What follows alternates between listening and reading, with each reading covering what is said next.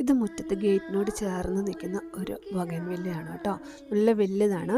നന്നായിട്ട് മുള്ളോടുകൂടി ഇലകളൊക്കെ ഉണ്ടായിരുന്നു. അത് ഞാൻ ഒക്ടോബർ ആദ്യം ഒന്ന് വെട്ടിക്കൊടുത്തു. അതിനുശേഷം വീണ്ടും നിറച്ച് ഇലകളൊക്കെ വന്നു കേട്ടോ. പക്ഷേ അന്ന് ഞാൻ വളമിട്ട് കൊടുത്തിട്ടുണ്ടായിരുന്നില്ല.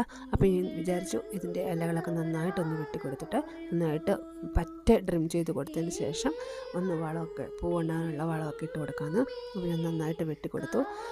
കുറച്ച് മുമ്പ് വെട്ടിക്കൊണ്ട് തന്നെ ഇപ്പോൾ വെട്ടാൻ അധികം ബുദ്ധിമുട്ടില്ലായിരുന്നു കേട്ടോ. അപ്പോൾ അതിൻ്റെ ചുവട്ടിൽ ഞാൻ കുറച്ച് കറികളും പുല്ലുകളും ഒക്കെ ഇട്ടിട്ടുണ്ടായിരുന്നു. അധികം വെയിലടിച്ച് ചൂടേൽക്കണ്ടെന്ന് വിചാരിച്ച് അപ്പോൾ അതൊക്കെ മാറ്റിയിട്ട് ഞാൻ നന്നായിട്ട് അതിന് തടമൊക്കെ എടുത്ത് കൊടുത്തു. എന്നിട്ട് നമ്മുടെ പൂ ഉണ്ടാകാനുള്ള വളം കൂടി ഒന്ന് ഇട്ട് കൊടുത്തിട്ടുണ്ട് കേട്ടോ. അതിന് ശേഷം ഞാനത് നന്നായിട്ട് മൂടി പിന്നെ ആ കറികളെല്ലാം തിരിച്ച് അതുപോലെ തന്നെ വെച്ചിട്ടുണ്ട്.